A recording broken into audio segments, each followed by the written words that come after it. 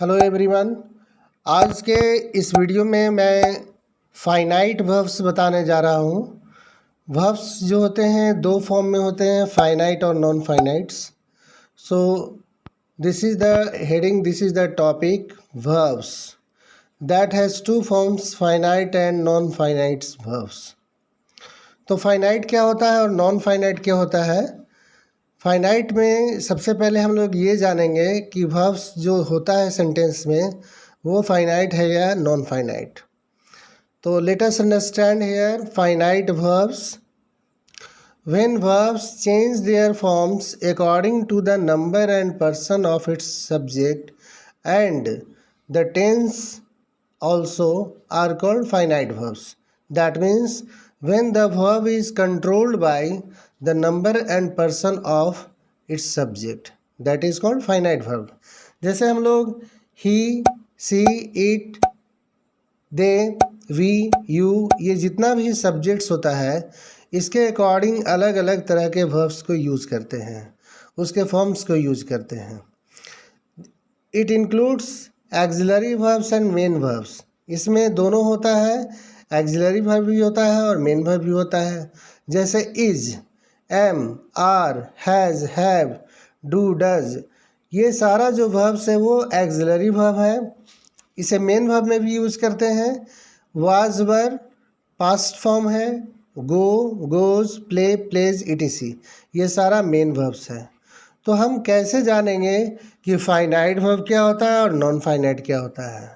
तो यहाँ पे हमने जैसा कहा कि जब कोई क्रिया अपने कर्ता के अकॉर्डिंग आता है, जब कोई वर्ब अपने कर्ता के अनुसार आता है, ठीक है, तो और अपना रूप बदलता है, that is called finite verb. तो इस तरह से इसको हमें समझने के लिए ये सारा एग्जाम्पल यहाँ पे मैंने दिया है। She is a good girl, यहाँ पे इज़ जो कि फाइनाइट वर्ब है। इज़ क्यों फाइनाइट है?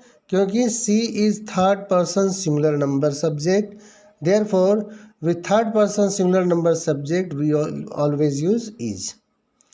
आई am, am agrees with I. अब आई के साथ हम इज का यूज़ नहीं कर सकते हैं, आई के साथ आर का यूज़ नहीं कर सकते हैं।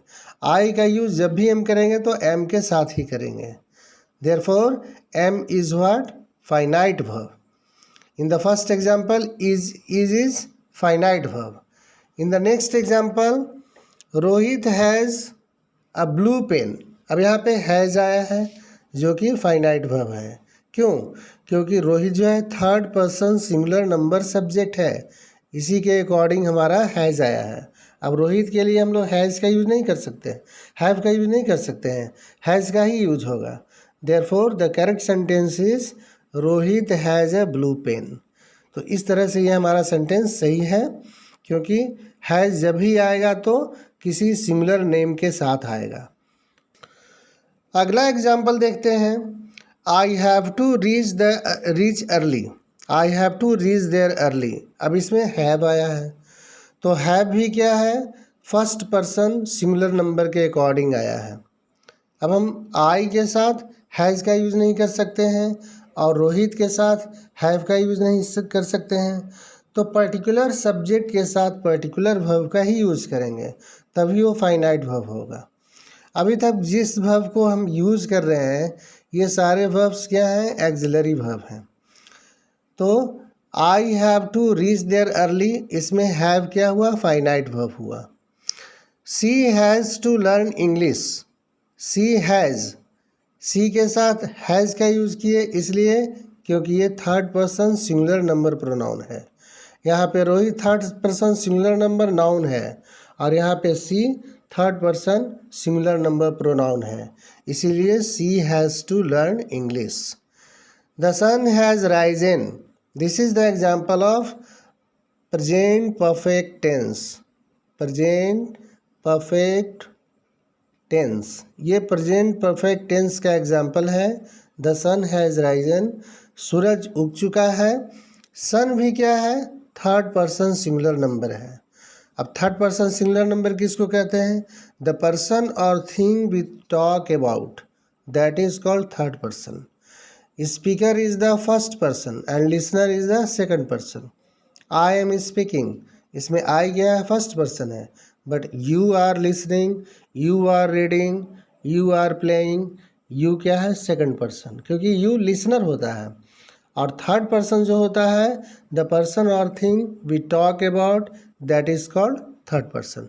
जैसे हम किसी चीज़ के बारे में बोलते हैं, बुक के बारे में, पेन के बारे में, टेबल के बारे में, बेंच के बारे में, चेयर के बारे में, वो सारा थर्ड पर्सन होता है। अब डिपेंड करता है कि वो सिंगुलर है या प्लूरल। अगर एक नाम है तो हैज़ का यूज़ करेंगे, अगर एक से अधिक नाम है, एक से ज़्यादा नाम है, तो हैव का यूज़ करेंगे। अगला एग्जाम्पल में भी वही चीज़ है, mister Gupta has to leave for Mumbai. अब इसमें मिस्टर गुप्ता ये प्रॉपर नाउन है, तो proper noun is always singular, that is third person. Has to, यहाँ पे जिस तरह से सन के साथ हैज़ का यूज़ हुआ है, उसी तरह से मिस्टर गुप्ता के साथ भी हैज़ का यूज़ हुआ है। I hope you all are understanding. I was to play. अब यहाँ पे हम ये देखना है कि फाइनाइट वर्ब को पहचानेंगे कैसे।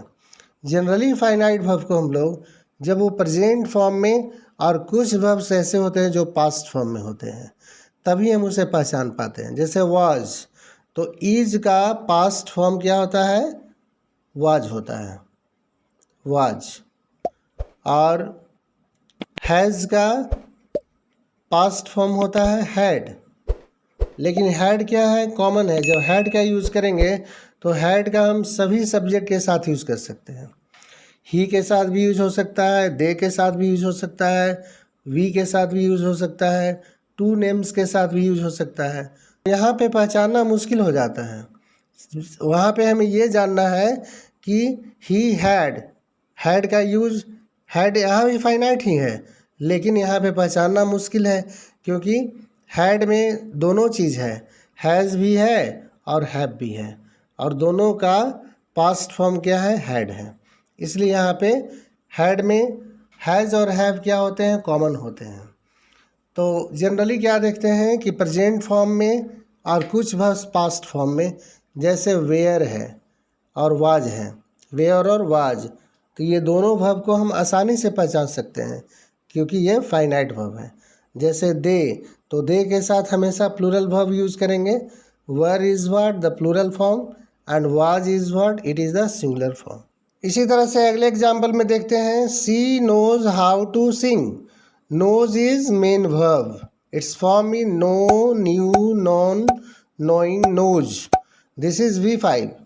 V5, we know that in simple present tense, V5 always agrees with third person singular number subject, that is C. इसलिए यहाँ पे C knows है, क्योंकि यहाँ पे नोज क्यों आया, नो क्यों नहीं आता आया, इसलिए कि नो जो है, नोज जो है हमेशा third person singular number subject के साथ यूज होता है। यहाँ पे देखिए नो का यूज हुआ है, I know how to play. क्यों यहाँ पे नोज का यूज क्यों नहीं हुआ? अगर हम लिखते हैं कि I knows how to play, how to play, तो this is a wrong sentence. It is not a right sentence. Why? Because there is no agreement between subject and verb. I have also said in subject verb agreement that singular subject agrees with singular verb and plural subject agree with plural verb. अब यहाँ पे I और knows का कोई agreement नहीं है, इसलिए यहाँ पे I के साथ हम लोग बेस फॉर्म का यूज़ करते हैं, I know, I know, I play, I sing, I dance, like that. यानी आई के साथ हमेशा बेस फॉर्म का यूज़ करते हैं। This is an exception. I जो है एक एक्सेप्शनल सब्जेक्ट है, इसके साथ हमेशा हम लोग, हालांकि ये सिंगुलर है, लेकिन हमेशा हम लोग प्लूरल फॉर्म में वर्ब को यूज़ करते हैं। So I know how to play. Next is birds fly high in the sky. अब यहाँ पे देखते हैं, birds are in the plural form, therefore fly is also in the plural form. यहाँ के इस सेंटेंस में fly का यूज हुआ है, therefore there is agreement between subject and verb. So the verb that establishes agreement between subject, the word that establishes agreement between subject and verb, that is called finite verb. Finite verb का यही काम है कि subject और verb के बीच में जब agreement होगा तभी वो फाइनाइट वर्ब होगा। A bird flies in the sky. अब यहाँ पे देखिए बर्ड्स प्लूरल फॉर्म में है और फ्लाई भी प्लूरल फॉर्म में है, लेकिन यहाँ पे अ बर्ड फ्लाइज, यहाँ पे फ्लाइज सिंगुलर फॉर्म में है और बर्ड भी सिंगुलर फॉर्म में है, इसीलिए इसमें हम लोग फ्लाइज का यूज़ किया, फ्लाई का यूज़ नहीं किए। क्योंकि अगर हम लिखते हैं बर्ड्स अ बर्ड फ्लाई तो ये रॉन्ग हो जाएगा। क्यों रॉन्ग हो जाएगा? क्योंकि हमारा जो वर्ब है वो प्लूरल फॉर्म में है और नाउन क्या है, सिंगुलर फॉर्म में है, इसीलिए यहाँ पे ईएस लगा हुआ है, वाई को चेंज करके ईएस लगा हुआ है। Next is I don't need a pen. I हमेशा डोंट के साथ आता है, डजंट के साथ नहीं, क्योंकि डजंट के साथ ही, सी, इट और एनी सिंगुलर नेम आएगा, ठीक है, इसलिए डोंट जो है हमेशा आई के साथ यूज़ करेंगे। Rashmi needs a story book. Needs is what? This is V5, therefore it is singular and it is agree with third person singular number subject. Rashmi क्या है? Third person singular number subject, इसीलिए यहाँ पे एस और VS, singular subject singular verb. So I hope so that, मैं उम्मीद करता हूँ कि आपको ये फाइनाइट वर्ब समझ में आ गया होगा, क्योंकि फाइनाइट वर्ब हमेशा सब्जेक्ट के नंबर और पर्सन के अकॉर्डिंग आता है। साथ ही साथ यहाँ पे लिखा हुआ है टेंस ऑल्सो, यानी टेंस में भी ये हमें देखने को मिलता है। जैसे इज का वाज हो जाता है तो ही, सी, इट के साथ वाज यूज़ करते हैं पास्ट टेंस में, ठीक उसी तरह से ही, सी, इट के साथ इज यूज़ करते हैं प्रेजेंट फॉर्म में। So friends, I hope so that you all have understood what are the finite verbs.